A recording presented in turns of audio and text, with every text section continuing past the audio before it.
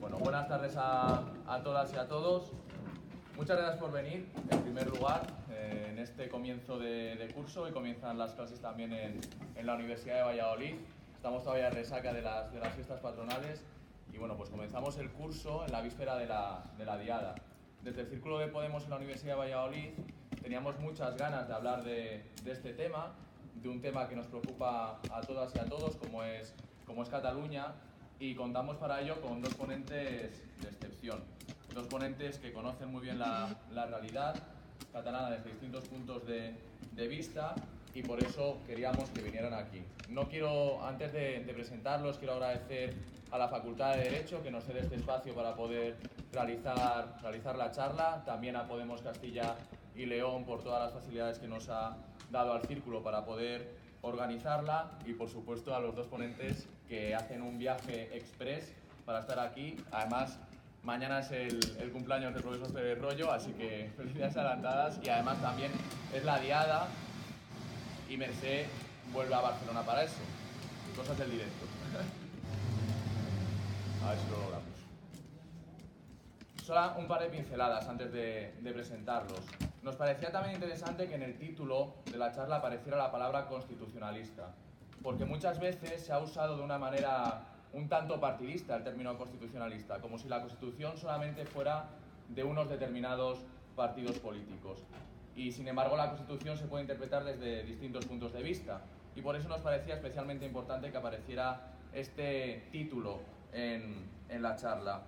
Y sobre todo también para presentar, aunque ya llevamos más de un año de actividad del Círculo de Podemos en la Universidad de Valladolid, para empezar el curso y que también se pudiera conocer. Somos un círculo pequeño que bueno, hemos organizado ya varias actividades, pero sí que nos interesa que bueno, nos podáis seguir por redes sociales, y que si estáis interesados o interesadas podáis participar en el mismo.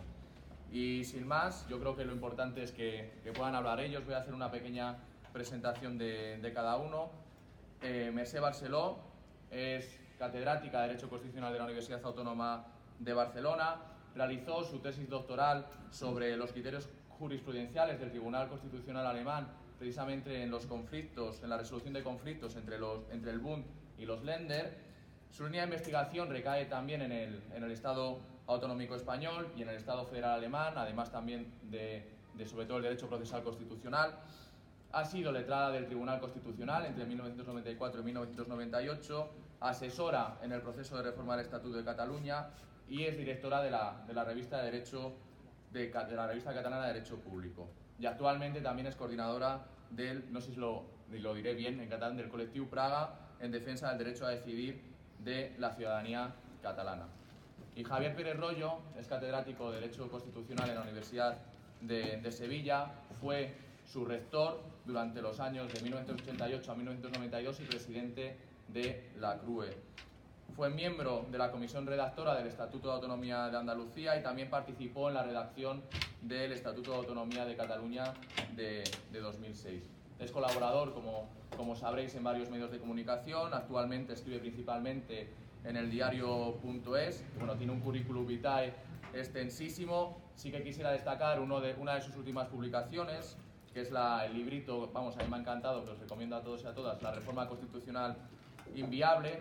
Y sin más, les doy paso. No sé si vas a hablar tú primero, Javier. Hablará primero el profesor Pérez Royo, y luego la idea es hacerlo dinámico, que puedan hablar ellos entre 20 y 25 minutos y luego abrir el debate y que se puedan formular preguntas o aportaciones hasta las 9, 9 y cuarto, porque si no nos echan de la facultad. Así que sin más, muchas gracias a todos, muchas gracias de nuevo por venir.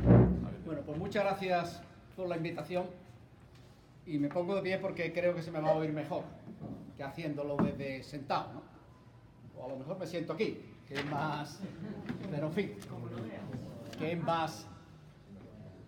Vamos a ver. El tema es el tema constitucional más importante, el tema que vamos a hablar hoy. Es el tema constitucional más importante, no del momento, sino el tema constitucional más importante de la democracia española desde 1978. Cuando muere el general Franco y hay que hacer lo que se conoce como la transición, la sociedad española tenía que enfrentarse con dos problemas de naturaleza constituyente. Uno, que era un problema formal pero no material, cómo pasar de una dictadura a una democracia. Eso era un problema formal pero no material. Problema difícil porque el régimen de Franco había sido el régimen de Franco y porque el aparato del Estado del régimen de Franco estaba vivo. Y por lo tanto era una amenaza permanente para el proceso. Pero nada más que por eso, porque la sociedad española sabía perfectamente lo que quería. Quería ser un Estado europeo más, un Estado social y democrático de derecho europeo más, como eran todos los demás Estados de Europa Occidental. Eso se sabía perfectamente. Se sabía lo que se quería, se sabían cuáles eran las técnicas que se tenía que seguir, se sabía qué es lo que había ocurrido en el constitucionalismo europeo después de la Segunda Guerra Mundial y cómo se había ido imponiendo la democracia en todos los países europeos occidentales, y por lo tanto se sabía todo lo que había que hacer. Entonces era difícil, porque políticamente era difícil, porque había un ejército, porque había una resistencia, porque había una iglesia, todavía, a pesar de Tarancón y todas esas cosas, pero estábamos. Entonces era difícil, pero nada más que por eso. Lo demás era fácil. La Constitución estaba hecha. La Constitución española estaba hecha. Y la Constitución española es escasísimamente original. Ese era un problema. Después tenía un segundo problema, que era cómo pasar de un Estado unitario a un Estado políticamente descentralizado. Y este era un problema materialmente constituyente. Porque aquí ocurría que la sociedad española, como nos suele ocurrir a los seres humanos a lo largo de nuestra vida en muchas ocasiones, sabía lo que no quería, pero no sabía lo que quería. Pero no sabía lo que quería. Y por lo tanto tenía que averiguarlo. Y entonces este era el segundo problema, que era el problema más importante. Este era el problema más importante. Y cuando se inicia el debate de la Constitución el 5 de mayo de 1978 en la Comisión Constitucional del Congreso de los Diputados, ahí es donde empieza el debate. Es donde empieza el debate constituyente.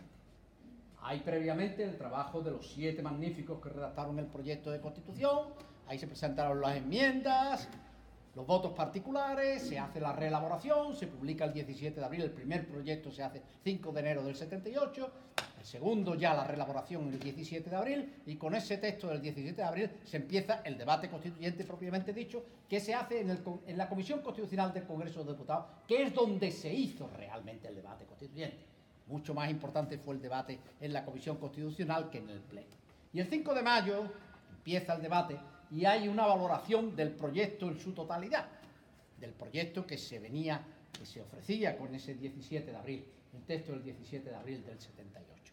Y ahí intervienen todas las primeras espadas, menos Suárez, claro, pues Suárez no intervenía nunca parlamentariamente, eso era una de las dificultades que tenía Suárez. Suárez no podía ser el presidente de gobierno de una democracia parlamentaria porque tenía una aversión al Parlamento, era incapaz de debatir. No hay ni un solo debate parlamentario en el que Suárez interviniera a lo largo de todo el proceso. Ni siquiera hubo sesión de investidura. Ni siquiera hubo sesión de investidura. Caso de debate de investidura. Caso de Suárez, se votó y después hubo un turno de explicación de votos de los distintos grupos parlamentarios. Pero no hubo debate de investidura. O sea, Suárez era un incapaz. Como tenía muchas capacidades en otras cosas, ¿no? Tuvo habilidades y todo, y eso se las reconocemos todos. Pero como presidente de una democracia parlamentaria era un incapaz, porque no era capaz de debatir, ¿no? Pero sí participaron todos los demás, tipo Felipe González, Guerra, y Tierno Galván, y Santiago Carrillo. En fin, prácticamente no intervino solo Soletura, sino Santiago Carrillo, en ese caso. O sea, que fue una cosa, no fueron los portavoces de los grupos parlamentarios, sino los dirigentes políticos de primerísimo nivel que había en ese momento, ¿no? Y todos coinciden en una cosa, que el problema central de la Constitución española es el tema de la autonomía, del derecho a la autonomía, de hacer compatible el poder central del Estado con el derecho a la autonomía de las nacionalidades y regiones que integran España. Este es el tema central. Y de cómo se dé solución a este problema dependerá el futuro de esta Constitución. Si da una solución satisfactoria para este problema, esta Constitución funcionará y habrá resuelto lo que tiene que resolver, y si no es capaz de hacerlo, fracasará. Y entonces este era el tema que estaba ahí. Y claro, este es un tema constituyente material, porque aquí no había una respuesta en el derecho comparado a la que acudir. En el resto estaba todo más o menos. Estaba todo más o menos. Se podía coger del muestrario que había y hacer la composición. Pero en este terreno, la historia de España es la historia de España. Y no había posibilidad de dar una respuesta que no fuera una respuesta española, a tenor de lo que había sido toda esta historia. Y en la Constitución del 78 se encontró una fórmula, pensada fundamentalmente para Cataluña, el País Vasco también, pero sobre todo para Cataluña. Tiene en la cabeza el constituyente español del 78, cuando da respuesta a la Constitución territorial, cuando define la Constitución territorial, es Cataluña. Es Cataluña. Lo que tiene claro es que no puede pasar lo que pasó en el 31, que Cataluña se adelante y haga un estatuto de autonomía antes de que esté la Constitución. Eso hay que evitarlo como sea. Eso no puede volver a pasar. Pero al mismo tiempo hay que darle satisfacción a Cataluña y a la necesidad de autogobierno de Cataluña. Usted no va a poder aprobar un estatuto por su cuenta y adelantarse al constituyente español. Pero el constituyente español tiene que reconocer la autonomía de Cataluña y una autonomía política, de verdad, con consistencia. Solo los términos son los que estaban. Y para eso es para lo que se diseña la Constitución. Y la Constitución se hace con dos garantías.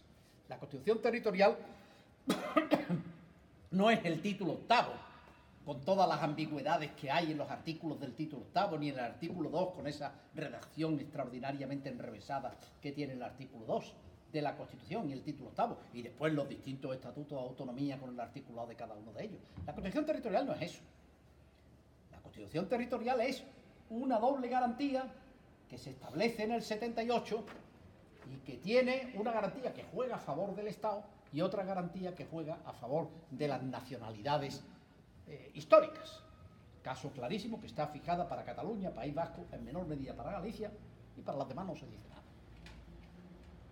O sea, la Constitución española constitucionaliza la posición de Cataluña, País Vasco y Galicia, de las tres nacionalidades, que no se dice cuáles son, pero que a través de la disposición transitoria segunda, más o menos, se concreta cuáles son, y respecto de las demás no dice nada. La Constitución española no constitucionaliza la estructura del Estado porque constitucionaliza la excepción, pero no la norma. Las tres nacionalidades están constitucionalizadas. Su posición está claramente definida en la Constitución. Lo que no está definido es la posición de las 14 restantes. Y por eso no está constitucionalizada la estructura del Estado, porque está parcialmente constitucionalizada. Pero para esas tres sí, ahí es donde está. El derecho a la autonomía, lo que entiende el constituyente del 78 del derecho a la autonomía, está ahí. En la definición que hace de la posición de esas tres nacionalidades y de su relación con el Estado. Y ahí hay una doble garantía, que consiste en que, mire usted, la nacionalidad no puede imponerle al Estado un estatuto con el que el Estado no esté de acuerdo, pero el Estado tampoco puede imponerle a la nacionalidad un estatuto que no tenga la conformidad de los ciudadanos expresada en referéndum. Esa es la Constitución territorial. Esa es la Constitución territorial. Y eso es lo que se entiende perfectamente. El ciudadano normal y corriente no puede entender el título octavo con todas sus complejidades y los estatutos de autonomía. Eso es imposible, eso hay que tener una preparación técnica para entenderlo. Por lo tanto, eso no puede ser la Constitución. La Constitución tiene que ser entendida, porque la Constitución es una norma que exige adhesión ciudadana para surtir efectos. Ahora, los ciudadanos sí entienden, mire usted, este es el estatuto que ha pactado el Parlamento, mi Parlamento, con el Parlamento del Estado.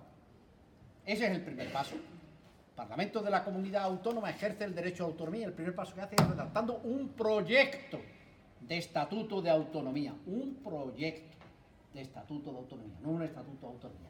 Ese proyecto se remite a las Cortes y se entra en un debate con la Comisión Constitucional del Congreso de los Diputados y una delegación del Parlamento que ha redactado el proyecto de estatuto de autonomía. Y una vez que se ha redactado, una vez que se ha pactado entre la Comisión Constitucional del Congreso y la delegación del Parlamento, el resultado de ese pacto se somete a los destinatarios del mismo, los ciudadanos que tienen que aprobarlo en referéndum. Esa es la segunda garantía que juega a favor de la nacionalidad. La nacionalidad no puede imponerle al Estado un estatuto con el que el Estado no esté de acuerdo. El Estado no puede imponerle a la nacionalidad un estatuto con el cual no estén conformes los ciudadanos y expresen esa conformidad en referéndum. Esa es la Constitución. Esa es la Constitución territorial. Eso lo entiende todo el mundo. Eso lo entiende todo el mundo. Y esa es la Constitución a la que se da su adhesión. Y eso funcionó. Funcionó en el momento constituyente, en el momento estatuyente originario, en el 79 y en el 80, con dificultades en el caso de Galicia, y después empieza Andalucía, pero a eso no nos vamos a referir hoy. Eso ya nos llevaría, nos sacaría muy lejos. Entonces, funcionó. Y eso que estaba previsto, esa era la fórmula que tenía el constituyente español pensada para garantizar la integración de Cataluña en el Estado, que era lo que le preocupaba. Lo que tenía en la cabeza el constituyente español era Cataluña y Cataluña y Cataluña. No por casualidad, sino porque conoce la historia de España. Ese es el problema que viene desde la Baja Edad Media hasta hoy. No es un problema de ayer ni de antes de ayer. Entonces, eso era lo que tenía. Y para resolver ese problema, pues, esta es la fórmula. El pacto entre los dos parlamentos, y el referéndum a continuación. Es un mecanismo de democracia representativa y democracia directa. Una combinación de democracia representativa y de democracia representativa compleja. Porque son dos parlamentos, el Parlamento del Estado y el Parlamento de Cataluña. Los dos tienen que intervenir, tienen que ponerse de acuerdo y a partir de ahí viene después la democracia directa, el referéndum ciudadano. Esa era la Constitución. Y así se aprueba el Estatuto de 1980 y ese mismo mecanismo se preveía para la reforma de la Constitución, del Estatuto. El Estatuto tenía que reproducir el procedimiento mediante el cual se había aprobado el Estatuto originario. Nuevamente tenía que haber un proyecto de reforma por parte del Parlamento de Cataluña, se enviaba al Congreso de los Diputados, se entraba en debate con el Congreso de los Diputados y después tenía que ir al referéndum del ciudadano. Y esto se cumplió escrupulosamente en el año 2006. Esto se cumplió escrupulosamente en el año 2006. Es decir, no hubo ninguna ruptura del proceso constitutivo. Ninguna. Y el Estatuto se aprueba, está en funcionamiento durante 4 años, en los que no pasa absolutamente nada, excepto que se reduce la conflictividad entre Cataluña y el Estado, porque en esos 4 años se redujo la conflictividad que había existido en los años anteriores entre el Estado y la Comunidad Autónoma de Cataluña. Pero ese estatuto es recurrido por el Partido Popular ante el Tribunal Constitucional. El Tribunal Constitucional dicta la sentencia 31/2010 que hace saltar por los aires la Constitución territorial. Porque el Tribunal Constitucional lo único que hace es desautorizar el pacto entre el Parlamento de Cataluña y el Parlamento del Estado y desconocer el resultado del referéndum. Es decir, se cargan las dos garantías. Yo he escrito que la sentencia es un golpe de Estado. Formalmente es una sentencia constitucional, materialmente es un golpe de Estado. Que lo que hace es quebrar la Constitución. Ni hay pacto, el pacto yo lo desautorizo y desconozco el resultado del referéndum. Y digo, el estatuto es este. Y por lo tanto, desde el Estado se le impone a la Comunidad Autónoma de Cataluña un estatuto que no es el que ellos han votado. Y de ahí viene ya. Nos hemos quedado sin constitución territorial. El problema que ahora mismo tenemos en España es que no tenemos constitución territorial. No la tenemos limitada a Cataluña. Pero si no la tienes en Cataluña, no la tienes. Porque la constitución territorial está pensada para resolver la integración de Cataluña. Y también del País Vasco, pero sobre todo de Cataluña. Dentro del Estado. Los demás se integraban. O sea, ese no es el problema es Cataluña. El problema es Cataluña, el problema era Cataluña. Sigue siendo Cataluña. Sigue siendo Cataluña. Y ahora mismo no tenemos constitución territorial. La gravedad de la situación es que estamos sin constitución territorial. En Cataluña eso ya se manifiesta de una manera brutal. El desorden político que hay en Cataluña desde la sentencia es monumental. Han desaparecido todos los partidos políticos menos Esquerra. El partido que ha sido dominante, el partido de Pujol, que la funda Pujol, Convergencia, que ha estado teniendo unas mayorías aplastantes en todas las elecciones, menos las municipales, pero que en las municipales también tenía una presencia tremenda. ¿Y qué ha sido una cosa? Ha desaparecido. Ha desaparecido. Esquerra Republicana, que casi no tiene presencia hasta el año 2006, que casi no tiene presencia, que llega a tener entre 0 y 3 escaños, se ha convertido ahora en un partido que puede ganar las elecciones. O sea, la montaña rusa en que se ha convertido el sistema político catalán, la montaña rusa en que se ha convertido el sistema político catalán y que varía permanentemente, es un indicador de que, bueno, que no hay constitución. Donde no hay constitución no hay desorden. La constitución no resuelve ningún problema, pero sin ella no se resuelve ninguno. La constitución no está para resolver problemas. No hay nadie en su vida que tenga un problema aunque la constitución se lo pueda resolver. Ninguno. Ninguno.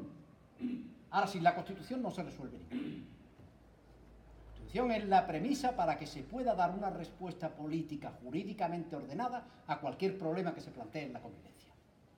No para resolverlo, sino para posibilitar que se le pueda dar una respuesta política de una manera jurídicamente ordenada a cualquier problema. Si no hay constitución, no hay respuesta política jurídicamente ordenada para ningún problema. Y eso es lo que está pasando en Cataluña. Y de Cataluña a España, claro. Porque Cataluña tiene el volumen que tiene la importancia que tiene, y tiene el peso que tiene, y el desorden de Cataluña se ha traducido en desorden en España. Y esa es la situación en la que ahora mismo nos encontramos. Y no tenemos salida, que es lo más grave. O sea, ahora mismo no tenemos salida. La acabaremos teniendo, claramente. Alguna habrá. Pero no sabemos cuál es, ni cómo se va a instrumentar. Ahora mismo estamos en una situación en la que formalmente existe la Constitución y los estatutos de autonomía, todo sigue. O sea, por eso también yo he dicho en alguna ocasión que la sentencia del 31 fue una bomba de neutrones. Una bomba de neutrones, es decir, las paredes de los edificios quedan intactos, pero la vida desaparece en el interior. Entonces, nosotros tenemos la Constitución, el estatuto de autonomía, todo sigue. Todo sigue, pero no funciona. Porque la gente no está de acuerdo. Y una norma constitucional sin adhesión ciudadana es estéril. Y estamos viviendo esa situación. Y no sé cómo vamos. Ahora mismo a corto plazo no tenemos salida, ¿eh? A corto plazo no tenemos salida. A corto plazo tenemos más problemas. Tenemos ahí un juicio que ya veremos qué ocurre. Mi tesis es que no se puede abrir, ¿eh? Que sin Puigdemont en el banquillo de los acusados no se puede hacer el juicio.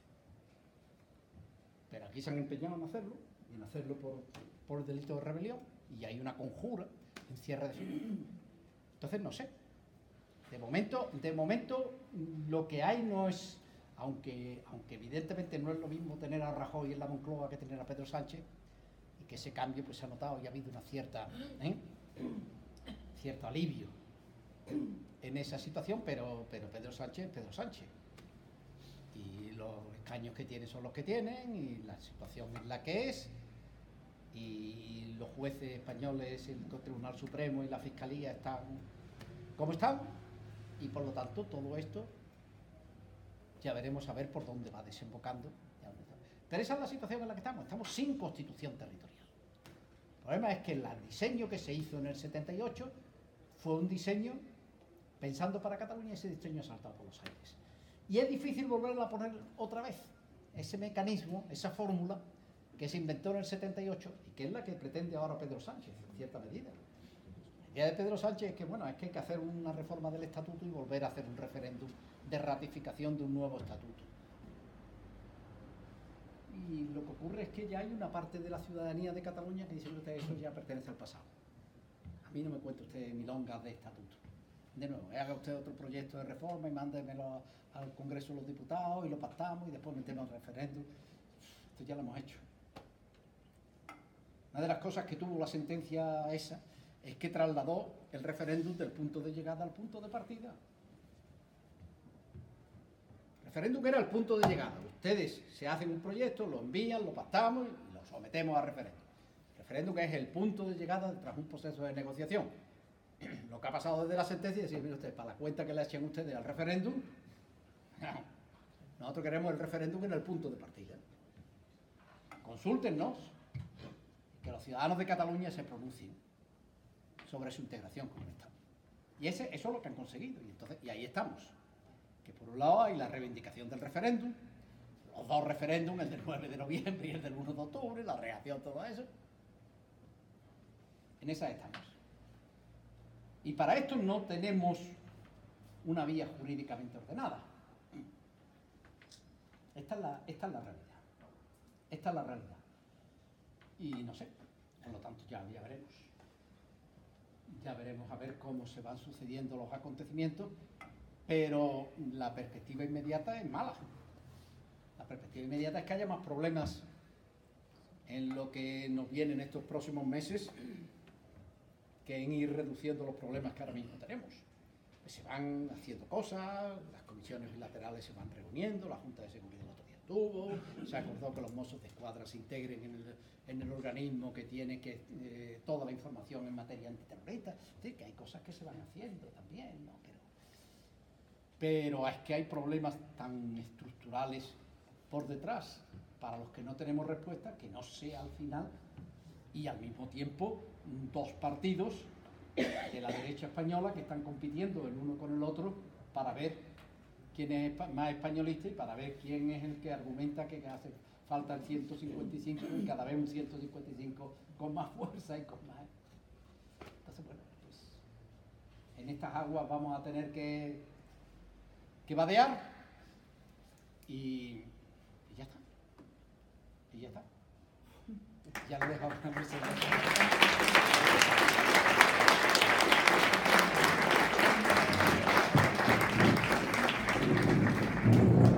Bueno, pues gracias, Javier. Muchas gracias por la invitación. La fila de delante a lo mejor voy a gritar mucho, pero es que hay fila de atrás. Entonces, a lo mejor mi tono es muy elevado y les puede molestar, pero hay que llegar atrás, que de todos modos también las personas que se sientan más para atrás, aquí delante lo escucharían de maravilla y hay varias plazas por aquí delante si se quieren venir.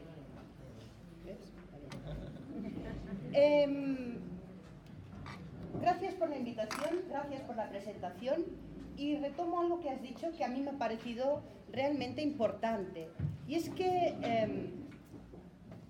yo no creo que debamos dejar el monopolio del constitucionalismo a determinados partidos políticos, dividir como se hizo en el País Vasco entre constitucionalistas y nacionalistas.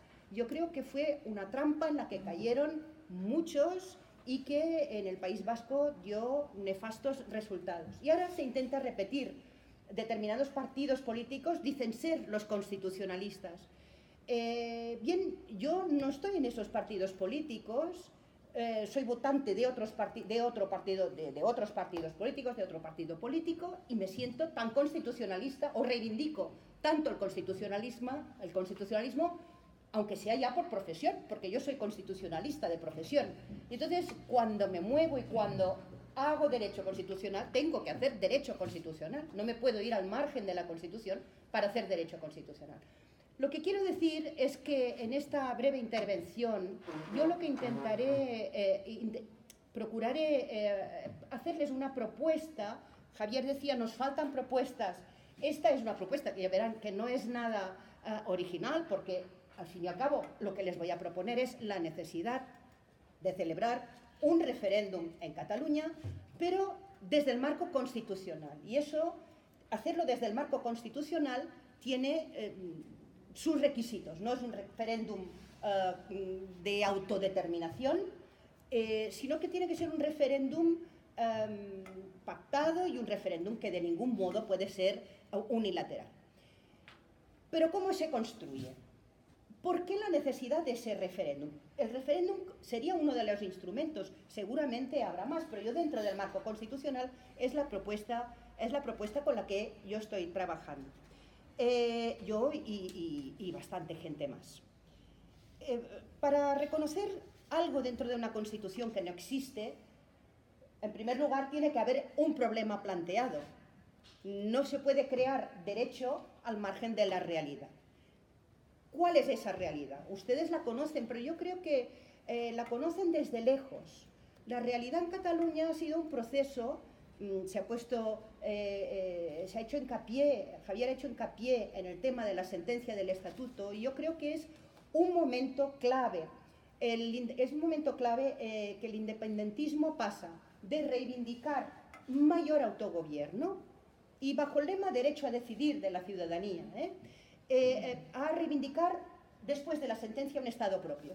Se ha visto que el pacto con el Estado ha fallado, la propuesta dentro del marco constitucional, el Tribunal Constitucional la ha considerado no constitucional, y era la propuesta de máximos que desde Cataluña, o de mínimos, diríamos desde Cataluña, desde la perspectiva catalana, que se hacía.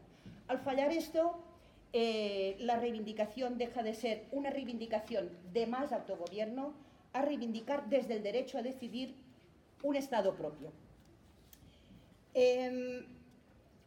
Esta reivindicación, que es una reivindicación que empieza en la base, no es una reivindicación impostada desde las fuerzas políticas, sino que por el contrario empieza desde la ciudadanía. Es muy curioso, si van siguiendo los lemas de las manifestaciones, van viendo cómo se van transformando las pancartas iniciales de cada una de las manifestaciones, a cuál mayor, a cuál más presencia, y a cuál la sentencia del Estatuto, por primera vez salimos a la calle y por primera vez vi que las banderas esteladas superaban, duplicaban la bandera oficial catalana. Fue la primera vez que lo vi, y a partir de este momento el proceso, la amenaza del suflé, no está el suflé. Hoy mismo había una estadística en la que se ha aumentado ya un punto más, a pesar de las decepciones, a pesar del momento político que está viviendo, el independentismo ha ganado un punto más. Está en el 51% según encuestas, que jamás, para eso el referéndum sería el instrumento ideal para conocer realmente la situación. Bien, pues de la ciudadanía es donde nace esta reivindicación del derecho a decidir, se formula como tal y pasa a las fuerzas parlamentarias. Y en sede parlamentaria, cuando en el año 15 se tiene una mayoría suficiente, empieza un proceso que se aprueba en el año 13 se aprueba ya una resolución para empezar el proceso para la celebración de un referéndum pactado con España, y hay diferentes hitos en este procedimiento. Por ejemplo, emulando el proceso escocés, se mandan 3 parlamentarios a las Cortes Generales para que soliciten la delegación de la competencia para la celebración de referéndum. Esto es denegado por las Cortes Generales. En segundo lugar, se aprueba una ley de consultas no refrendarias que es decretada inconstitucional por el Tribunal Constitucional. Pero sobre la base de esta ley, antes de ser suspendida, pero antes de ser declarada inconstitucional, se convoca el primer proceso participativo que hubo el 9 de noviembre de 2014. Proceso participativo que luego les valieron un procesamiento al presidente Mas y a sus consejeras. Y ya con las elecciones autonómicas del 15, al obtenerse el 48% de los votos, ser elegido Puigdemont presidente, es cuando se inicia ya la vía para el referéndum, se dice, o pactaremos o haremos igualmente el referéndum. Esto sería la realidad a la que responde este referéndum, en la que se suma la ciudadanía, una gran parte de la ciudadanía. La ciudadanía favorable a la independencia quizás sea un 51%, pero en Cataluña el 80% de personas entienden que la solución del problema político vendría por la celebración de ese referéndum. Hasta hace muy poco, el 80% también de fuerzas políticas en el Parlamento de Cataluña, hasta que los socialistas se descolgaron de esta opción, también había sido el tanto por ciento de fuerzas que daban apoyo a esta solución. Y también apoyo ciudadano, apoyo parlamentario y apoyo territorial. En Cataluña el municipalismo es una fuerza muy importante, es uno de los pilares del funcionamiento del autogobierno en Cataluña, y de 900 y pico municipios, 750 se han adherido a la Asociación de Municipios por la Independencia. Quiero decir que es que territorialmente también la celebración de ese referéndum, de un referéndum para determinar el futuro político de Cataluña, tendría también ese apoyo no solo ciudadano, no solo parlamentario, sino también territorial. Quiere decir con ello que tenemos un problema, el problema político está encima de la mesa y por lo tanto el derecho lo que tiene que encontrar es solución, no constituir por sí mismo también un problema, sino constituir el instrumento a través del cual pueda esta situación deshacerse, porque en este momento el problema político no se solucionará si, a mi juicio, si el pueblo de Cataluña no es consultado. No sé en qué sentido, pero la consulta para mí creo que es una condición sine qua non para solucionar este nudo formado en Cataluña. Digo que la Constitución española daría cabida a ese referéndum. ¿Por qué digo eso? ¿Qué elementos hay en la Constitución española que permitirían construir un posible derecho a decidir en los términos que después desarrollaré? Fíjense, los que son detractores de tal posibilidad apelan principalmente a dos artículos de la Constitución. El artículo 1.2, que establece que la soberanía reside en el pueblo español, y el artículo 2, que establece la indisoluble unidad de la nación española. Y sobre esta base se dice, resultaría inconstitucional una consulta a parte de la ciudadanía sobre el futuro político territorial, por cuanto la pretensión de secesión quebraría la indisoluble unidad territorial. Decisión que además, en todo caso, y de ser posible, solo podría adoptar en su conjunto el titular de la soberanía, el pueblo español. No obstante, a mi juicio, esta posición que se presenta como la más respetuosa con el texto constitucional, creo que precisamente es la que más se aleja, por cuanto no tiene en cuenta la existencia de otras normas, de otros preceptos, de otros principios constitucionales. Ciertamente es innegable que el derecho a decidir no está reconocido en la Constitución española. Esta es una construcción que se hace, como se ha hecho la construcción de muchos otros derechos en la Constitución española que no existen. No existe el matrimonio entre personas homosexuales en la Constitución española, y bien que se ha dado cabida por parte del Tribunal Constitucional. No existe el derecho a la protección de datos, y bien que se ha reconocido por la jurisprudencia constitucional. Pero el hecho de que no exista este derecho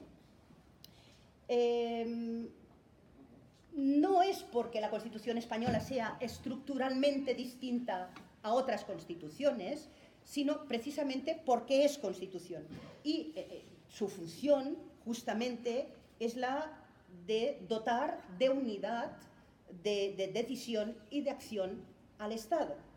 De modo que cualquier Estado, sea cual sea su organización territorial, federal, autonómico o regional, es por definición unitario. El Estado preserva su unidad. Y función principal de toda Constitución es preservar la existencia y la unidad de cualquier Estado. Pero el hecho de que el artículo 2 proclame la indisoluble unidad, yo no creo que convierta al Estado español en un Estado más unitario que otros Estados en los que, fundamentándose en el principio democrático, han cuestionado su unidad. Sería el caso del Canadá, y sería por 2 veces, y sería el caso del Reino Unido, con el referéndum, la celebración del referéndum escocés. En estos Estados, precisamente, es este juego de la unidad con el principio democrático el que ha permitido celebrar, construir desde el texto constitucional la posibilidad de que una parte de su territorio pueda cuestionar esa unidad y pueda celebrar un referéndum para decidir su futuro político. Precisamente el principio democrático está reconocido también en la Constitución española, en el artículo 1.1, como un principio estructural. Es decir, ello comporta que, como es un principio estructural del ordenamiento y del sistema político, lo que sea democracia, lo que entendamos por democracia, que ahora intentaré una somera definición, servirá para interpretar y dotar de contenido el resto de normas del ordenamiento jurídico. En este sentido, yo creo que las constituciones actuales, todas las constituciones occidentales actuales, incluyen no solo una idea procedimental de democracia, según la cual es legítimo que prevalezca la voluntad de la mayoría sobre la minoría siempre que se sigan los procedimientos establecidos, sino que junto con esta concepción, que no se pierde evidentemente, no es difícil tampoco mantener que el principio democrático actúa como un principio estructural sustantivo de no dominación, que preserva toda capacidad individual de elección, de modo que sea posible gozar de libertad tanto en la esfera individual como en la esfera colectiva, en la esfera pública. Lo que permite, por lo tanto, si esto fuese así, esto permitiría imponer límites a la capacidad de decisión de las mayorías sobre las minorías disidentes. Democracia significaría entonces también respeto por las minorías y por sus derechos constitucionales cuya existencia y cuyo ejercicio en un Estado democrático no pueden depender de la voluntad de la mayoría, sino que precisamente esos derechos constituyen la forma permanente de protección de la minoría frente a las mayorías. De ahí que pueda afirmarse, yo creo que este es un punto muy importante, y así lo ha hecho el Tribunal Constitucional de forma reiteradísima a lo largo de los 40 años de jurisprudencia constitucional, que la democracia consagrada por la Constitución española no es una democracia militante. Yo creo que este es un concepto importante. El hecho de que el texto constitucional no contenga límites materiales a su reforma y que reconozca al mismo tiempo un conjunto de libertades de refuerzo de la libertad ideológica, obliga a excluir a la democracia española de entre aquellas que no toleran opciones contrarias a los valores y principios consagrados constitucionalmente. La democracia española, de acuerdo con su configuración constitucional, no inconstitucionaliza, y esto lo ha dicho literalmente el Tribunal Constitucional, no inconstitucionaliza la defensa de fines ni condena ideologías que sean contrarios a ella. No es una democracia que genere, y este también creo que es un punto clave, un metaderecho fundamental a la unidad del Estado que se sobreponga y se jerarquice sobre los derechos individuales y colectivos de su ciudadanía. Por el contrario, yo creo, y el Tribunal Constitucional así lo afirma, que la Constitución española establece una democracia plural y pluralista, no tutelada, y por lo tanto no excluye de la legalidad sujetos o grupos que tengan una idea del derecho o de la organización social distinta y contradictoria a la de la propia Constitución. Y en consecuencia, no creo que una formulación, y así lo ha dicho también el Tribunal Constitucional en una sentencia del año 14, que la formulación de una propuesta, por ejemplo, de secesión, sea inconstitucional, puesto que el reconocimiento de la indisoluble unidad de la nación española, que insisto, no es un metaderecho fundamental del Estado, ni un derecho del soberano popular, digo que esta indisoluble unidad ni impone la unidad perpetua, ni imposibilita en consecuencia el desmembramiento territorial, siempre que ese proyecto secesionista se curse a través de un procedimiento democrático y no atentatorio de derechos de terceros. Por lo tanto, yo creo que puede sostenerse en el orden constitucional español la presencia de un derecho que podemos llamar derecho a decidir, que en sus trazos más difusos otorgaría a sus titulares la facultad de discrepar abiertamente del orden constitucional, también de la unidad territorial, y de proponer alternativas a esa unidad, expresadas a través de un procedimiento democrático que, como tal, deberá garantizar tres aspectos. En primer lugar, los derechos de las minorías. En segundo lugar, la participación del titular de la soberanía, el pueblo español. Y en tercer lugar, el equilibrio entre estos dos elementos, de modo que no pueda imponerse unilateralmente el proyecto político propuesto, la secesión si fuese el caso, pero que tampoco devenga irrealizable ese proyecto ad eternum, por estar sometido a una mayoría, por una mayoría que se diluye en el conjunto del titular de la soberanía. Insisto, el principio de la mayoría no es principio de dominación ni de sumisión de las minorías a las mayorías. El Tribunal Constitucional, en un momento determinado, y iré acabando, en el año 14, a raíz de una sentencia que entraba en la resolución que abría todo el proceso que después siguió el llamado proceso, todo el procedimiento que seguía el proceso, la sentencia 4214 vino a decir algo parecido a lo que yo acabo de decir ahora. No me estoy inventando nada que no pueda caber en la Constitución. Lo ha dicho el propio Tribunal Constitucional. Cierto, y ahora insistiré, lo dijo muy puntualmente en este caso.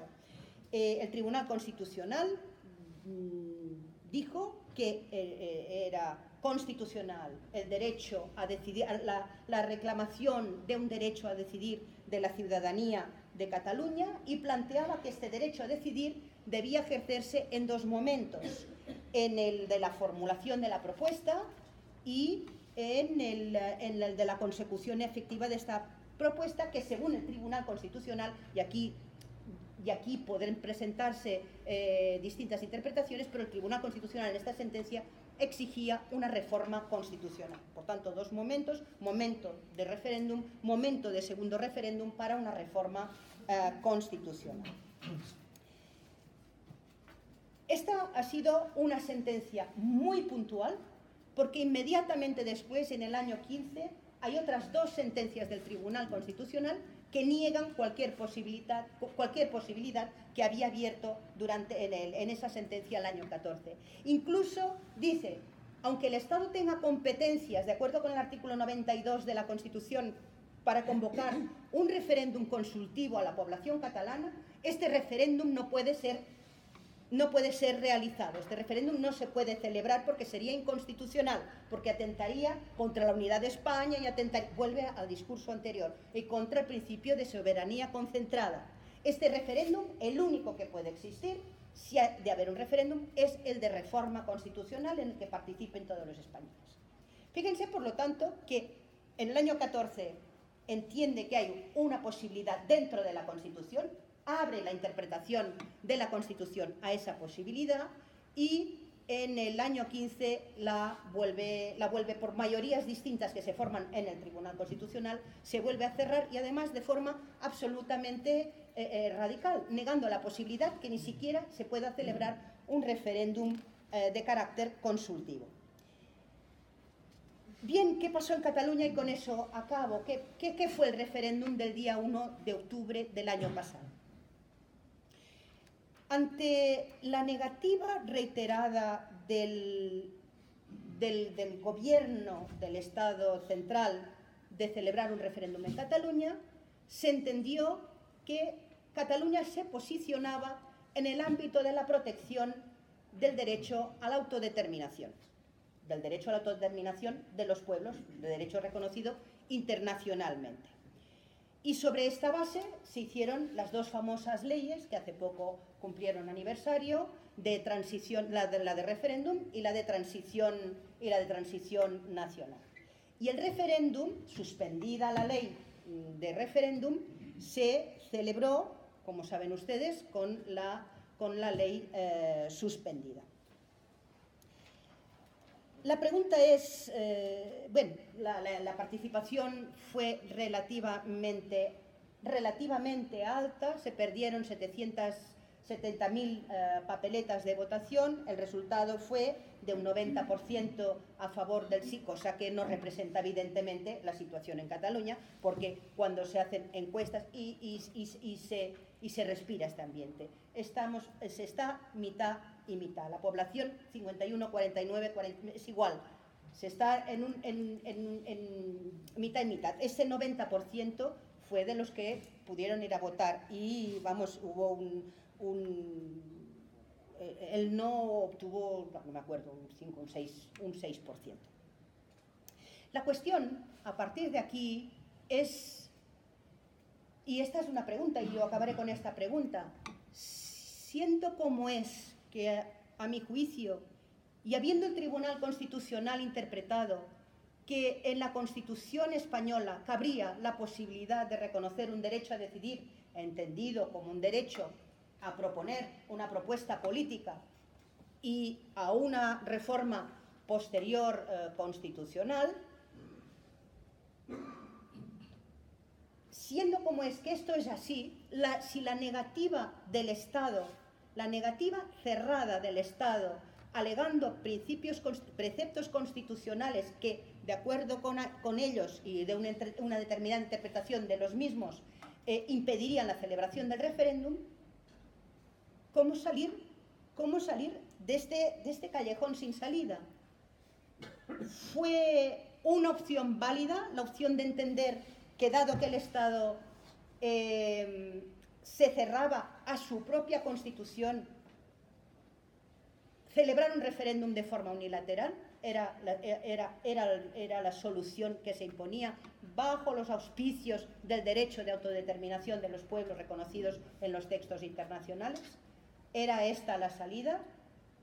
A mi juicio no. A mi juicio no. Yo sigo manteniendo que en la Constitución española cabe ese derecho y que hay que trabajar para que ello, en el marco constitucional español, sea una realidad posible y que pueda celebrarse ese referéndum con garantías para todas las partes, con garantías para la celebración, con una pregunta limpia a la hora de celebrar el referéndum y con una negociación, si el sí fuera el resultado final, habría que verse y plantearse hasta qué punto, cuántos sí son necesarios. ¿Cuántos sí son necesarios? Hay organismos internacionales que dicen que con un voto de más, un sí, o un voto de más, un no, ya se ha ganado, se ha perdido, pero lo que, a ver, esto puede ser, en puridad, democráticamente se puede ser así, pero después hay que convivir. Y una sociedad partida por la mitad en un tema tan importante como es el de permanecer o el de no permanecer en España, no creo que mayorías de este tipo, de un voto más en un sentido o en otro, vinieran a solucionar el problema. Si hay que hacerlo en ese sentido y en esos términos, no creo que esta fuera tampoco la solución. Con lo cual, bien, sobre la mesa está, tarde o temprano habrá que encontrar una solución para el problema catalán, porque realmente además, y esto yo no acabo, me hubiese quedado una parte de qué pasa con los derechos, qué está pasando con los derechos fundamentales en Cataluña. Yo creo que en España el Estado está tomando una deriva autoritaria muy preocupante, y ahora es contra el independentismo, pero también es contra los raperos, contra la libertad de expresión, contra la libertad de manifestación. Determinadas situaciones, por lo tanto, están creando excusas para debilitar el Estado de Derecho a todas luces. La libertad de expresión, el derecho de participación política, la misma libertad, el derecho penal de autor que vemos que se está aplicando para unos casos que es derecho penal dedicado a determinados casos, inexistente en el ordenamiento jurídico español, se crea nuevo derecho penal para ser aplicado en Cataluña. Todas estas cuestiones están no debilitando, no solo hay un problema en Cataluña, sino que es un problema de todos, porque está debilitando al Estado directamente. Y tarde o temprano, cuando se ven derechos afectados de determinados grupos, no tardan en extenderse esta afectación de derechos al conjunto de la comunidad. Con lo cual, el problema yo creo que es muy relevante, ha pasado las fronteras absolutamente de Cataluña, y hay que encontrarle una solución política, porque la solución es política. Yo creo que cuanto más rápidamente, mejor será para el buen funcionamiento del propio Estado. Nada más. Muchas gracias.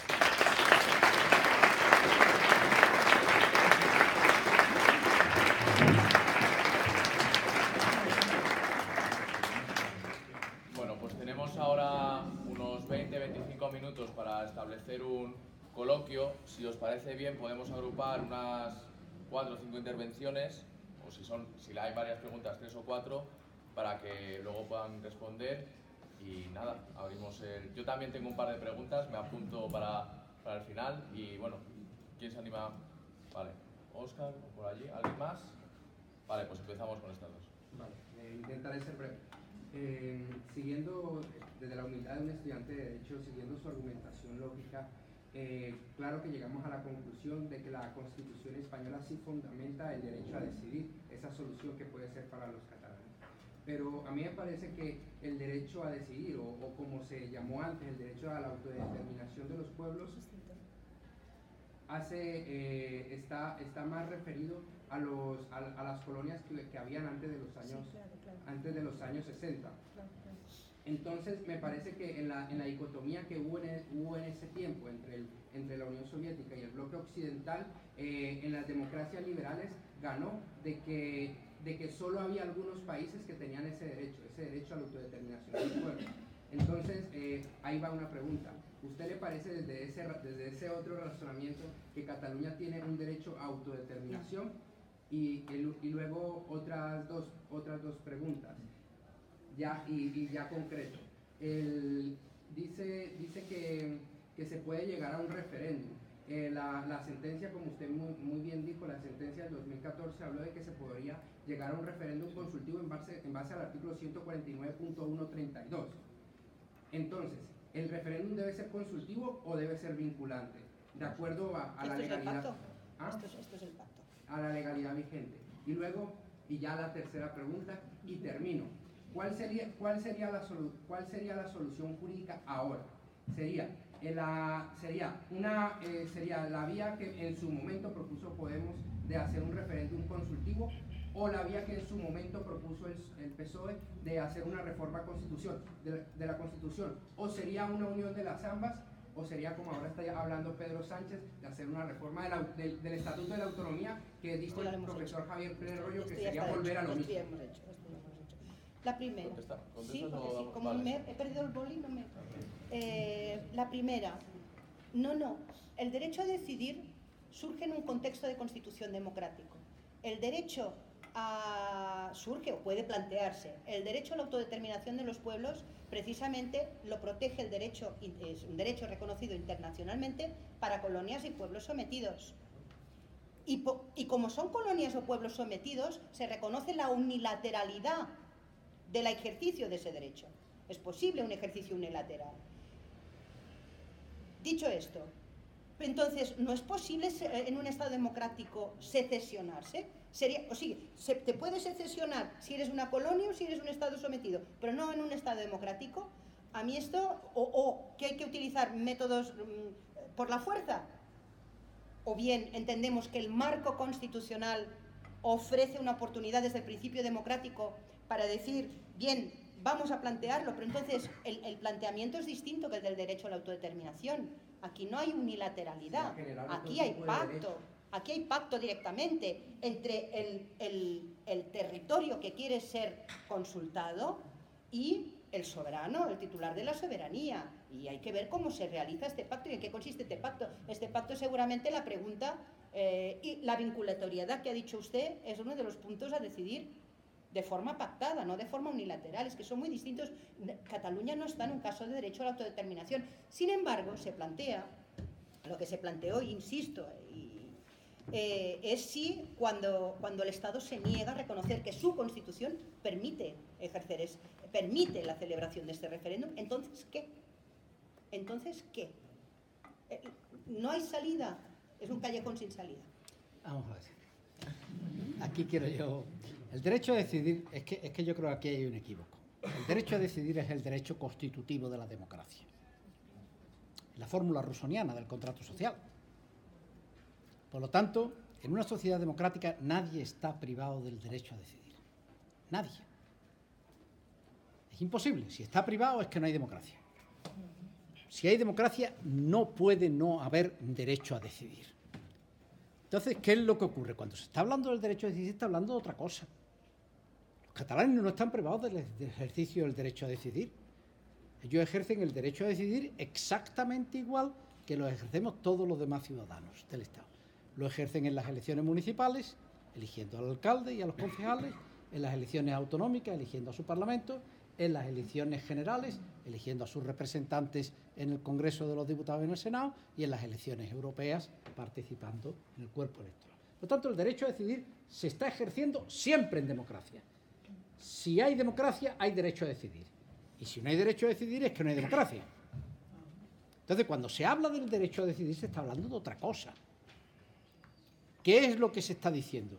Nosotros no queremos ejercer, no es que estemos privados del ejercicio de un derecho, sino que no queremos ejercer nuestros derechos conjuntamente con ustedes. Queremos ejercer nuestros derechos separadamente. No porque estemos privados de ningún derecho, porque no lo pueden demostrar, porque eso es imposible, lo están ejerciendo, sino porque queremos ejercerlos distintas, separadamente, como catalanes y no conjuntamente con andaluces, castellanos, extremeños, etcétera, etcétera, sino que queremos ejercerlos como catalanes separadamente. Estamos ejerciendo derechos, pero no los queremos, ahora mismo los tenemos que ejercer conjuntamente con ustedes. No los queremos ejercer conjuntamente con ustedes. Entonces, ¿esto es posible? Dar una respuesta a esta petición. Este es el problema. En las constituciones no suele estar prevista la respuesta. La respuesta que existe en las constituciones es que no. Es que no. No hay ninguna constitución, ninguna, la previó la de la Unión Soviética, la del año 17, con base en la cual se constituyó Finlandia como Estado. Pero después no hay ninguna. Al contrario. Al contrario. Lo que hay es expresamente la prohibición de que eso pueda plantearse. Excepto, este es el tema, ¿se puede o no se puede plantear? Lo que dice Mercedes, dice, bueno, entonces es que tenemos que hacerlo por la fuerza, y la única manera de conseguir la independencia es pegando tiros, y que están diciendo una situación que sea insoportable y que al final diga, bueno, pues mira, váyanse ustedes, porque nos interesa ya, porque no podemos continuar así, porque tiene más costes. Entonces, esto, hasta ahora, la única experiencia que tenemos, el único planteamiento que se ha hecho es el famoso de Quebec, y de la consulta que se hizo por parte del gobierno de Canadá después de la celebración del segundo referéndum en Quebec y ante la posibilidad de que se pudiera plantear un tercer referéndum en el futuro, el gobierno de Canadá hizo una consulta al Tribunal Supremo de Canadá que no dictó una sentencia porque no era un asunto contencioso.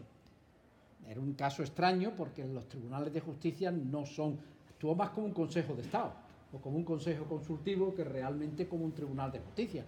Tribunales de justicia no están para emitir consultas, sino para dictar sentencias y que se impongan. Entonces aquí lo que se hizo fue una consulta diciendo, bueno, ¿en qué condiciones sería aceptable la celebración de un referéndum? En el caso de que Quebec lo solicitara, ¿no? Para fijar un marco dentro del cual, unos límites dentro de los cuales tendría que moverse el Partido Quebecois si quería convocar un referéndum, que se convocara un referéndum. Y esa es el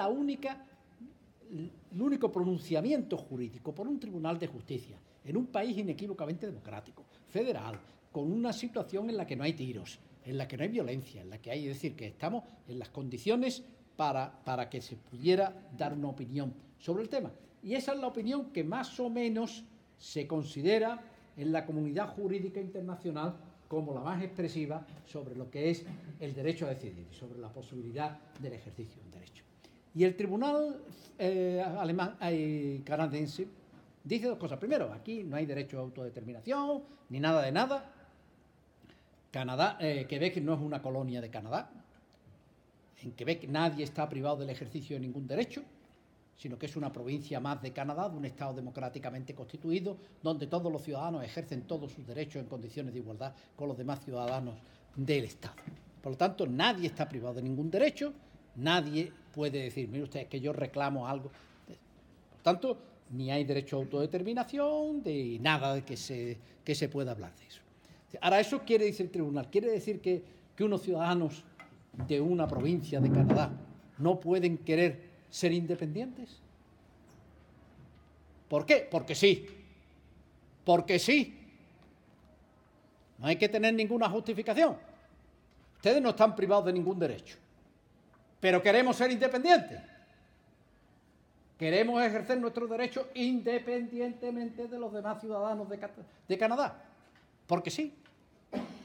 Porque sí. Dice, eso tiene que dársele una respuesta. Y el tribunal dice, sí, hay que darle una respuesta. Si hay una mayoría clara, inequívoca, sobre una pregunta clara e inequívoca, hay que entrar en una negociación de buena fe para dar respuesta a esa reivindicación. Pero eso no se puede hacer. Y claro, eso supone, usted no se puede ir dando un portazo. Usted no es Mozambique, usted no es Angola. Usted es una provincia de un Estado democráticamente constituido y hay que negociar.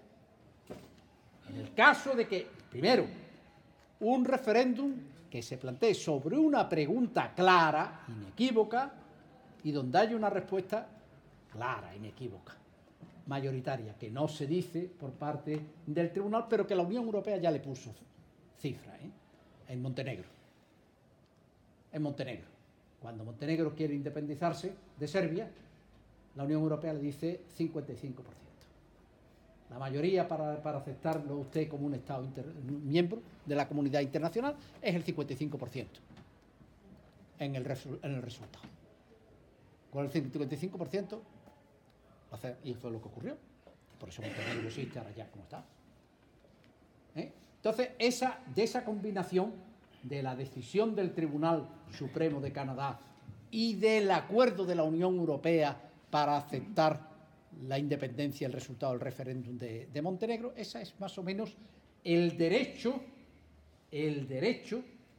vigente no porque sea derecho vigente, sino porque es la opinión jurídica más o menos que se ha ido formando y que en el mundo en el que España pertenece, en el territorio, parte regional del mundo en el que nosotros nos movemos, se considera que sería aceptable, ¿no? Entonces, estos son los términos, esto es lo que hay. Esto es lo que hay. El máximo que se ha llegado a plantear, y esto, evidentemente, es una materia de discusión. Pero ahora mismo no se acepta, En general no es una posición que en la mayor parte de los países se acepte, sino que al contrario, la integridad territorial es uno de los temas en los que realmente los Estados se resisten a aceptar cualquier ruptura de la integridad territorial, ¿no?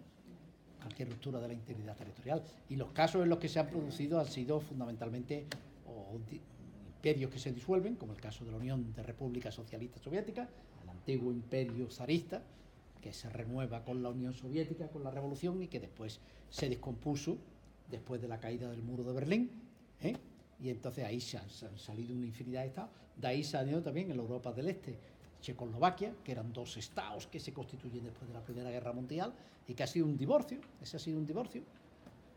sin esto, y luego Yugoslavia, que es otro estado fallido, y que de ese estado fallido han salido una serie de estados. Pero esos son las experiencias que tenemos. Rupturas de relación de integridad territorial, pues son complicadas que se produzcan, a menos que sean en circunstancias extraordinariamente dramáticas. Circunstancias extraordinariamente dramáticas. Entonces, pero ahí está. Nosotros tenemos evidentemente ese problema planteado. Había otras dos palabras, una por allí y otra por allá atrás. Adelante. Sí. Quería preguntarle al profesor Pérez Royo, ha hablado de respuestas políticamente ordenadas. ¿Le parece que el artículo 155 ha sido una respuesta política políticamente ordenada? Que es una plasmación en el ordenamiento español del artículo 37, el principio de corrupción federal? Y en caso de que no le parezca una respuesta políticamente ordenada, ¿no considera que eso sería introducir la distinción de Carl Schmitt, el texto constitucional, preceptos que son más constitucionales unos que otros? ¿Considera que debe existir un precepto de corrupción federal o no? Y luego la otra pregunta es una afirmación que ha hecho que me parece quizá excesiva, cuando ha dicho que el Tribunal Constitucional dio un golpe de Estado cuando recortó el estatus salido del Parlamento. Desde mi punto de vista, si tenemos una constitución normativa, tiene que existir un Tribunal Constitucional que garantice su supremacía normativa. Podemos discrepar de los argumentos que dio, pero considerar que la aplicación por parte del Tribunal Constitucional o sus disposiciones constitucionales consideras un golpe de Estado no es un poco excesivo.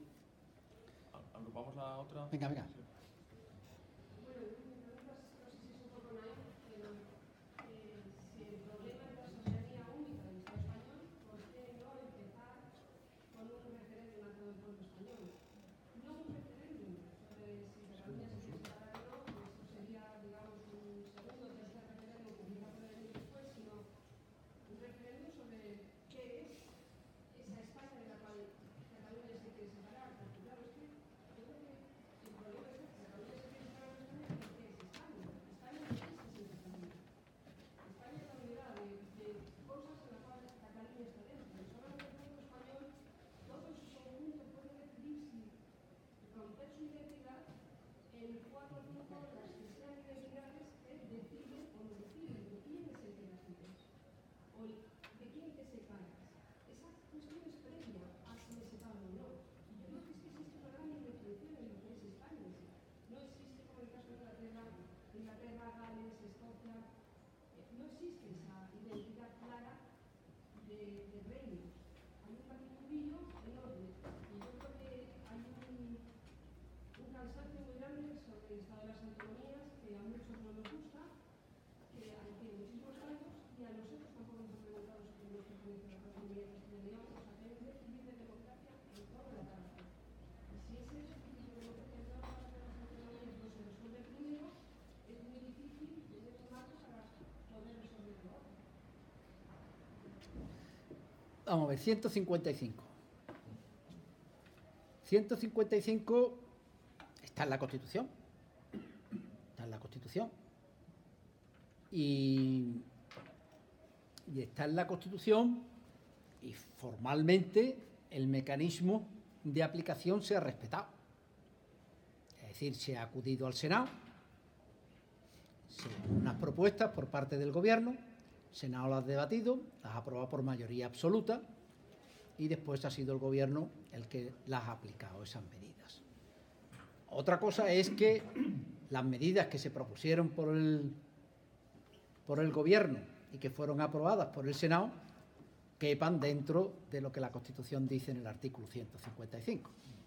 Esta es una cuestión que está ahora mismo sometida al Tribunal Constitucional porque hay 2 recursos de inconstitucionalidad interpuestos y sobre los que sería conveniente, a la vista de que tanto se habla de volver a aplicar el 155, que el Tribunal Constitucional dictara sentencia para que decidiera cuál es el contenido y alcance del 155 y cuáles son los límites, ¿no? Desde luego, en el artículo 155 de la Constitución no se habla de destituir al Gobierno ni de disolver parlamentos. Se está detrás las medidas necesarias. El artículo 155 está previsto, es que la coacción federal no está prevista para un problema como el de Cataluña, o sea, eso también hay que reconocerlo. Está prevista para un problema puntual que pueda plantearse de desobediencia o de no cumplimiento de las obligaciones que imponen la Constitución y las leyes, y entonces se produce un correctivo por parte del Estado con respecto al territorio. Después de intimar al presidente de la comunidad autónoma para que cumpla con las obligaciones con las que el Estado entiende que no está cumpliendo, en el caso de que no lo haga, pues entonces se dirige al Senado para aprobar las medidas. Claro, esto se supone que está previsto para incumplimientos concretos. Yo siempre a los alumnos les ponía siempre el ejemplo. ¿Qué es lo que ocurrió en Estados Unidos con la segregación racial en las escuelas? Las escuelas estaban segregadas y, de acuerdo con la doctrina del Tribunal Supremo de Estados Unidos de finales del 19, separados pero iguales.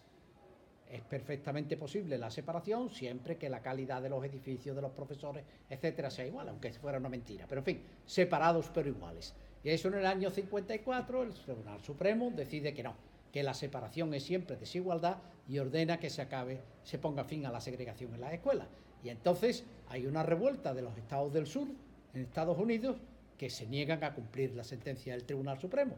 Y entonces el presidente Eisenhower envía a la Guardia Nacional y establece todo el sistema de llevar a los alumnos con autobús de unos barrios a otros para imponer el fin de la segregación racial. Esto es un caso de coacción federal. Esto es un caso típico de coacción federal. Un caso concreto. Se le quita la competencia a los gobernadores de los estados para resolver el problema de la prestación del servicio educativo, porque ustedes están incumpliendo la decisión del Tribunal Supremo. Y entonces, desde la federación, se le impone a los estados el cumplimiento de esa obligación. Esto es un caso típico. Pero claro, es que lo de Cataluña no tiene nada que ver. Que estamos hablando de un referéndum para decidir si somos independientes o nos mantenemos dentro del Estado. Entonces, esto no es el incumplimiento de una obligación, sino que es poner en cuestión la integridad territorial del Estado. Entonces, ¿cómo se responde a eso? Pues no lo sé. Entonces, el 155 se ha utilizado para esto, pero claro, 155 está visto. ¿Qué es lo que dirá el Tribunal Constitucional? No lo sé. Ya veremos a ver qué es lo que hace. Yo creo que la amenaza de que haya un nuevo 155 está reteniendo la sentencia, ¿eh? Porque claro, el Tribunal Constitucional tampoco quiere ponerle unos límites al gobierno que sea y al Senado ahora mismo de inmediato al futuro, ¿no? Entonces estamos aquí en una situación. Entonces, 155 está previsto para no aplicarse nunca, y si hay que aplicar con regularidad el 155 es que no hemos quedado sin Estado de las autonomías, ¿eh? Entonces, esa es la. Y además, 155 es un espejismo, después en la práctica es un espejismo, ¿eh? Nosotros en España hemos estado viviendo con dos espejismos, la independencia, en Cataluña la independencia y el 155. Cataluña no puede ser independiente ahora mismo, es imposible. Y entonces la independencia parece verosímil en la distancia, pero se desvanece en la proximidad. Y el 155 pasa 3/4 lo mismo. No se puede gobernar Cataluña desde Madrid. No se puede gobernar Cataluña desde Madrid. Y eso Rajoy lo comprobó inmediatamente. Por la mañana, cuando está debatiendo el 155 en el Senado, parece que el 155 va a ser la ocupación de Cataluña, y cuando se haya vuelto a la normalidad ya veremos cuándo se hacen las elecciones. Cuando llega por la tarde, las elecciones se convocan en la misma tarde. Porque se da cuenta de que no puede gobernar Cataluña desde Madrid. Y que eso es un disparate. Entonces, 155 es una situación de ruptura prácticamente del Estado. El segundo tema del golpe de Estado. Golpe de Estado, por supuesto que yo pongo el golpe de Estado entre comillas. Pero yo lo que digo es que es la destrucción de la Constitución. ¿Qué es lo que hace un golpe de Estado? Quebrar. Y entonces el Tribunal Constitucional ¿tenía competencias para hacer lo que hizo? Yo creo que no. Además, yo creo que no. Esto entramos en otro debate jurídico. Si el Estatuto de Autonomía no es una ley orgánica, es ley orgánica la ley que aprueba el Estatuto de Autonomía. Es decir, el certificado que se le pone al Estatuto de Autonomía es una norma pactada. Una norma pactada. No es una norma unilateral del Estado, como es la ley orgánica, sino que es una norma pactada y es una norma sometida a referéndum. Y eso no puede ser objeto de control de constitucionalidad. Entonces, y en la Constitución no estaba. En la Constitución no está el control de constitucionalidad. Eso se introduce en la ley orgánica del Tribunal Constitucional, que es donde se califica ya y se sacan las consecuencias de que el Estatuto de Autonomía es una ley orgánica. Y se hace inicialmente con un control previo de constitucionalidad, porque una ley sometida a referéndum no ha sido objeto de control de constitucionalidad nunca. Y una vez que se suprime ese recurso previo de constitucionalidad, que era la única forma de controlarlo antes de la celebración del referéndum, una vez que ha desaparecido ese mecanismo, ¿se puede considerar que el Tribunal Constitucional sigue teniendo la competencia para controlar la norma que ha sido sometida a referéndum? Yo creo que no, vamos, pero esto de todas maneras es una discusión. Nosotros estamos ahora mismo debatiendo jurídicamente sobre estos temas y hay más recursos ante el Tribunal Constitucional y más decisiones del Tribunal Constitucional que nunca, pero son todas batallitas. Estamos con una enorme cantidad de batallitas jurídicas con un problema político de fondo al que no se le da salida. Y por lo tanto, por más sentencias que vayamos dictando, que están todos los días, no sirven para nada. Estamos con batallitas y de fondo hay un conflicto político al que no se le da salida. Que ese es el tema. Y después ya contesta tú la última. No. Yo sobre el 155... Bueno, tú contestas lo que te dé la gana. Vamos.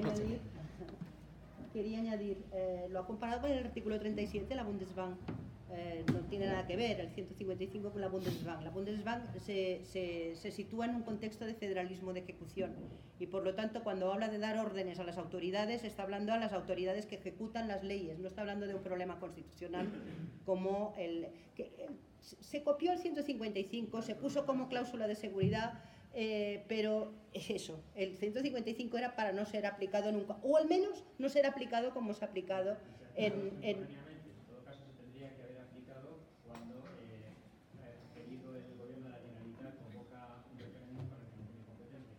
quizás se pudo haber aplicado en ese momento, pero yo no digo el cuándo, sino el cómo. Yo les remitiría, está muy bien hecho el recurso de Podemos, también está muy bien hecho el recurso del Parlamento de Cataluña, en ese sentido, donde se ponen de manifiesto todas las inconstitucionalidades de la aplicación de ese 155, porque el 155 es una norma abierta, y han habido irregularidades de constitucionalidad tanto en la formulación tal como se planteó el 155 como de fondo. Y de fondo son muy graves porque tampoco el 37 de la Constitución alemana, todos los autores alemanes dicen esto no cabe una suspensión aquí detrás, estamos hablando de otra cosa. Entonces aquí se ha llevado al terreno de la suspensión de la autonomía y la suspensión de la autonomía es inconstitucional. Está suspendiendo directamente el estatuto, se disolvió un parlamento pensándose que ganarían las elecciones y vuelve a sacar mayorías absoluta al independentismo. Es decir, salió todo al revés y después la aplicación concreta del 155 ha sido un fiasco. Hay un grupo, hay una página web que es interesante de leer, se llaman Servidores Públicos y han hecho los daños del 155 y, por ejemplo, prohibiciones de recursos de la Generalitat contra actos del gobierno, los prohibía, es decir, unas aberraciones. Estos son los efectos prácticos, pero ya el planteamiento del 155 tiene muchos visos de muchos apartados, la disolución del Parlamento, todo esto. Yo creo que el recurso de Podemos está muy bien explicada de por qué es inconstitucional en estos casos. Cualquier aplicación del 155 era posible siempre que no fuesen medidas que atentaran a la propia Constitución. Y dentro de esa aplicación concreta del 155, muchas de esas medidas han atentado directamente a la Constitución. Y además con resultados muy negativos. ¿Quieres comentar algo sobre la Hay una ultimísima pregunta, ya tenemos que irnos porque se nos cierra la facultad, si no. No, yo es que lo que quería preguntar, estoy así como muy sorprendida. Todas las cosas técnicas está claro que están muy bien, pero para la base, pues no entendemos tanto de todo. Yo quería preguntar, ¿cómo fue tan sencillo?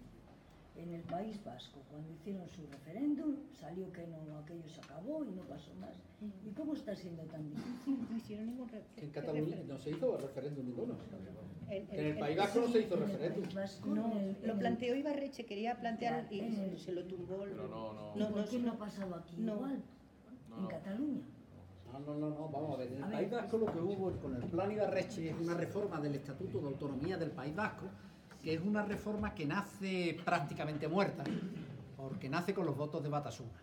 Y Batasuna además se divide, el grupo parlamentario se divide y da 3 votos a favor y 3 votos en contra, que era simplemente para que pasara el umbral que establecía el Estatuto Vasco para la reforma del Estatuto y que pudiera ser enviado a las Cortes Generales.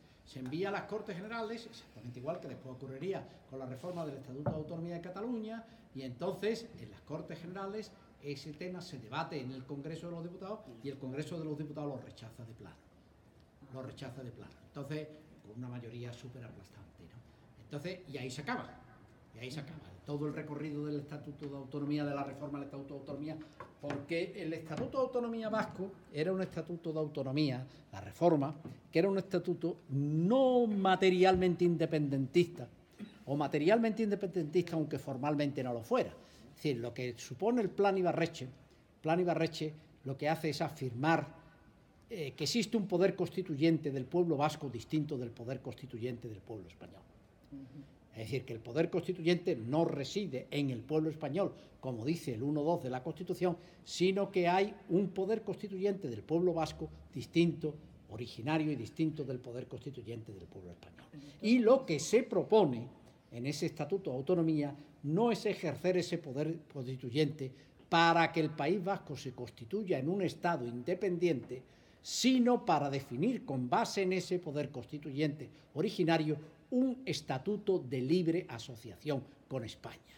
Nos mantenemos dentro del Estado español, pero somos nosotros unilateralmente los que definimos cuáles son las condiciones en las que relacionamos con el Estado español. Es decir, formalmente no es independentista, pero la fundamentación materialmente es independentista. Somos nosotros, sin que las Cortes Generales puedan intervenir en lo más mínimo a la hora de definir los términos de la relación del País Vasco con España. Ese era el contenido del Estatuto de Autonomía del País Vasco y es lo que lo hacía constitucionalmente inmanejable, y eso es lo que el Congreso de los Diputados dice directamente fuera. Y entonces, y ahí corta de raíz, y ahí se acaba. En el caso de Cataluña es distinto, porque en el caso de Cataluña el planteamiento que se hace de la reforma del Estatuto de Autonomía de Cataluña no tiene esa radicalidad, aunque el que nace del Parlamento de Cataluña es un estatuto de máximos, pero ese estatuto se envía al Congreso de los Diputados, el Congreso de los Diputados lo admite a trámite, se inicia una negociación y hay un control de constitucionalidad muy estricto que hace la Comisión Constitucional del Congreso de los Diputados del estatuto, de tal manera que hay casi 100 artículos del estatuto que había sido aprobado en el Parlamento de Cataluña que o se anulan o se corrigen de una manera extraordinaria. El control que hace de constitucionalidad que hizo el Congreso de los Diputados fue de una intensidad extraordinaria, Hasta tal punto fue de intensidad que Esquerra Republicana se rebela. Y Esquerra Republicana vota que no a la reforma, que tal como se aprueba, tal como se pacta en el Congreso de los Diputados con la delegación del Parlamento, y luego solicita el no en el referéndum. Los que votan en contra del Estatuto de Autonomía de Cataluña, tal como queda aprobado en las Cortes Generales, son el Partido Popular y Esquerra Republicana de Cataluña, y que los que solicitan el no en el referéndum son el Partido Popular y Esquerra Republicana de Cataluña, porque la intensidad del control que había hecho la Comisión Constitucional del Congreso de los Diputados era enorme, ¿no? Y a pesar de eso, Sale adelante. Sale, claro que sale, y se aprueba en referéndum, y con un referéndum que casi es del 80%. A pesar de todo, el Partido Popular lo impugna ante el Tribunal Constitucional. Claro que es el responsable de todo Y el esto. Tribunal Constitucional acepta esa impugnación. Recoge 10 millones de firmas. Hay 10 millones. Sí, te digo bien.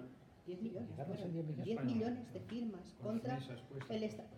Es pura catalanofobia. Ahí empieza todo el proceso. Entonces, 10 millones de firmas contra el Estatuto catalán, un estatuto que era perfectamente constitucional. y entonces ahí es donde de ahí viene el problema. Entonces eso es una cosa que... Porque además una vez que se rompe una norma jurídica como esa, que ha sido sometida a referéndum y todo esto, eso, después recomponer los trozos y volver a hacerlo, es dificilísimo. El caso catalán, Es dificilísimo. perdona, solo añadir, el Vale, caso por Dios. catalán y el caso vasco son procesos muy distintos. En el País Vasco hay una ETA detrás. No, claro. En Cataluña el proceso es absolutamente pacífico y despierta simpatías fuera de las fronteras. Claro, la reforma En del cambio, la reforma del Estatuto Vasco. El proceso vasco no despertaba en absoluto ninguna simpatía. La reforma del Plan Ibarretxe es casi simultánea con la reforma de la ley de partidos. Las dos cosas se están debatiendo. El terrorismo lo domina todo en ese momento. El terrorismo lo domina todo en ese momento. Bueno, pero ya una vez que hemos pasado del terrorismo, ya estamos fuera del terrorismo. Bueno, más ¿no? Entonces, yo lo que no acabo de entender a nivel personal es todo este follón que está montado, que a la gente de a pie nos tiene más o menos vueltos locos. Yo, por ejemplo, no soy catalanista, ni lo soy ni lo dejo de ser, no soy nada. O sea, Cataluña pertenece, yo voy a Cataluña y divinamente. Pero quiero decir que ¿por qué este laberinto? ¿Por qué se debe este laberinto? ¿Es temas políticos solamente? Claro, esto es un tema de conflicto. Tenemos que terminar. De todas formas, también en el País Vasco ahora se está estudiando una reforma del Estatuto de Autonomía donde sí que se está proponiendo, bueno, un derecho a decidir, yo creo que no en el sentido de lo que defiende Mercè, sino un derecho a decidir más unilateral, o sea que también hay, hay una cuestión ahí que está abierta, efectivamente, que veremos. Aquí hay recorrido todavía, aquí hay mucho Tenemos recorrido. es que no sé si quieren comentar ellos algo de la pregunta que han hecho por ahí atrás. Sobre No, que el problema, lo que tú planteaste es el argumento que se está utilizando, que la soberanía reside en el pueblo español y por lo tanto el pueblo español nada más que es el pueblo español, es el conjunto de todos. Y no se puede hacer ninguna parcialidad, no se puede hacer ningún referéndum de manera parcial en una parte. Entonces, claro, con ese argumento No solucionas el problema político. no soluciona nunca. El nacionalismo vasco y el nacionalismo catalán existen y forman parte de la Constitución material de España. Y al mismo tiempo es una fracción.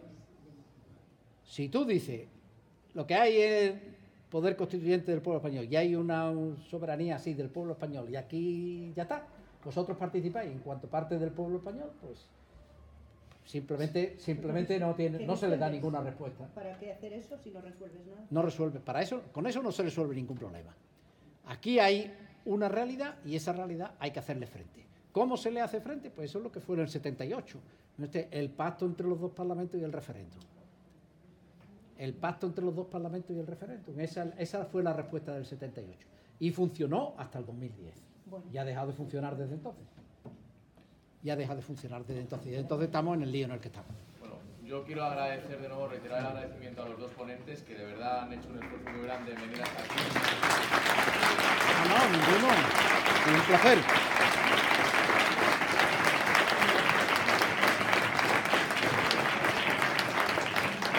Y también a vosotros y vosotras por haber venido y os animamos a que sigáis tanto en Twitter como en Facebook al Círculo de Podemos de la Universidad de Valladolid. Próximamente anunciaremos nuestra próxima reunión y ojalá que también podáis participar con nosotros y con nosotras.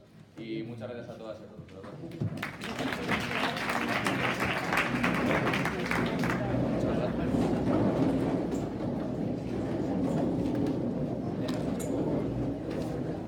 Yo de verdad que no sé qué va a ser. Hubiera venido también,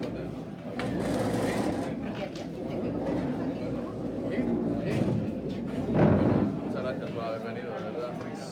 Para que os hagáis la idea, el aula este cabe unas 200 personas.